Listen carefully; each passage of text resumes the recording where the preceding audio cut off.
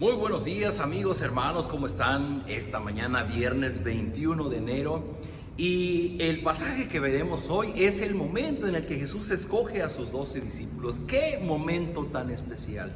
El Señor Jesús venía con la tarea de arrancar la plantación de su iglesia en este mundo. Y mire, 2000 años después, usted y yo somos parte de esa herencia que hemos recibido de estos 12 varones que el Señor Jesús escogió. ¿Cómo le hizo el Señor Jesucristo para escoger a 12 personas que fueron efectivas en proclamar y difundir el Evangelio en toda la faz de la tierra? Bueno, leemos en Lucas capítulo 6, versículo 12, y dice así: en aquellos días Jesús subió a una montaña para orar. Allí pasó toda la noche hablando con Dios. Al día siguiente llamó a sus seguidores y eligió a 12 de ellos. A estos 12 Jesús los llamó apóstoles. Tenemos que reconocer que hay mucho que aprender del estilo y de la forma en que el Señor Jesús vivió su ministerio, porque en aproximadamente 3 años, Él fundó un imperio que es su iglesia, la iglesia cristiana. 3 años. Nosotros nos podemos llevar toda nuestra vida y aún así lo que logramos a veces se desmorona con el paso del tiempo. ¿Cómo le hizo Jesús? Bueno, número 1, dice el pasaje que andando en medio de las multitudes y después de sus diálogos intensos con los maestros y los doctores de la ley, Jesús se retiró a una montaña para orar.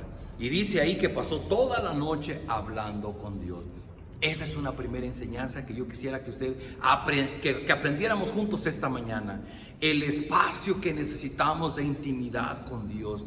Cuando Dios creó a Adán y Eva, Dios se gozaba de estar platicando por las tardes con Adán y con Eva como parte de su creación.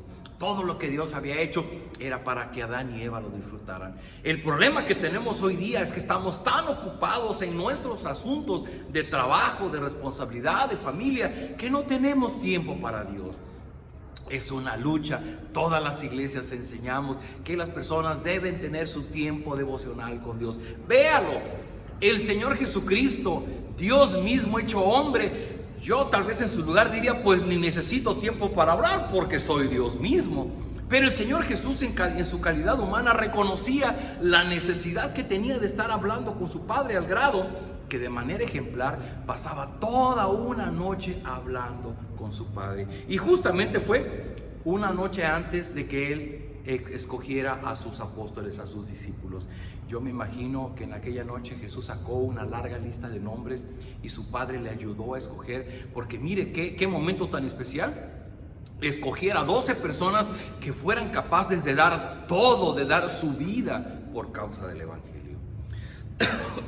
Y dice que llamó a Simón, a quien llamó también Pedro, a su hermano Andrés, a Santiago, a Juan, Felipe, Bartolomé, Mateo, Tomás, Simón, que era miembro del partido de los patriotas, a Judas, que era hijo de Santiago, y a Judas Iscariote, el que después traicionó a Jesús.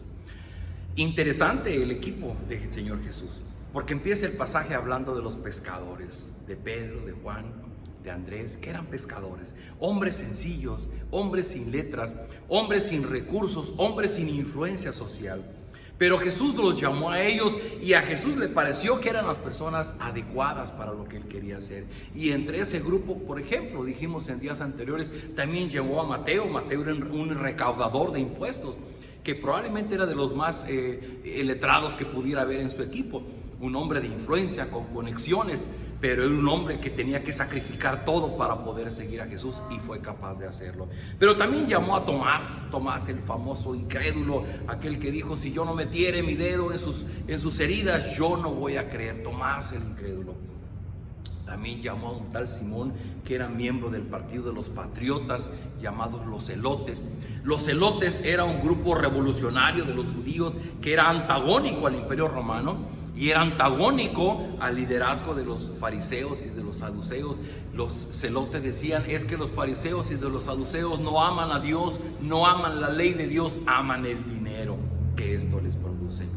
Y los celotes era un grupo radical, y este Simón era miembro de ese partido y Jesús lo llamó. Y por último llamó a Judas, el que después traicionó a Jesús. ¡Qué equipo! ¿Qué había en el pensamiento de Jesús? ¿Qué veía Jesús en ellos? No lo sabemos. Resulta interesante. Lo que sí es un hecho es que no es lo que ellos eran. Es lo que Jesús veía que podía hacer a través de ellos. Y créanme que en el liderazgo eso es muy importante. Cuando un líder quiere formar su equipo y ve a las personas, no es tan importante lo que ellos son, sino lo que ellos pueden llegar a ser. Y eso es algo que el Señor Jesús nos da una gran lección. Queridos amigos que vemos aquí, cuando menos si podemos seguir el ejemplo del Señor Jesucristo. Querido amigo, querida amiga, probablemente tú estás en este momento por tomar alguna decisión. Una decisión trascendente, una decisión de mucha consecuencia para tu vida. Yo lo que te puedo decir en base a lo que el Señor Jesús hizo es seguir su ejemplo. El Señor Jesús, siendo Dios mismo, se ocupó, tomó tiempo para hablar con su Padre. Y créame que en ese diálogo es escuchar la voz de Dios y también nosotros hablar a Dios de nuestro sentimiento. Lo que el Señor Jesús hizo, hablar con su Padre, y es lo que muchas veces nos falta a nosotros todos los días, ocupar tiempo. Créame, entre más importante sea la decisión que usted debe de tomar, más tiempo deberá buscar estar a solas para hablar con su Padre y buscar su guía.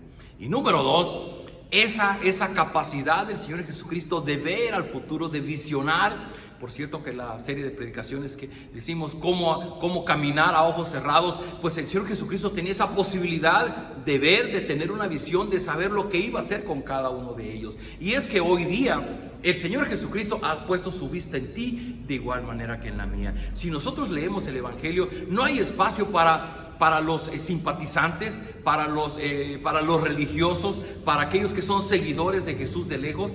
Todos ellos estaban alrededor de Jesús, había multitudes que le seguían. Pero dentro de esa multitud, Jesús escogió a 12. ¿Y sabes qué, amigo, amiga? Hoy día hay muchos religiosos, hay muchos simpatizantes, pero Jesús sigue llamando a personas que van a contribuir en extensión del reino de los cielos. Querido amigo, querida amiga, quiero desengañarte, quiero abrirte los ojos en nombre de Dios.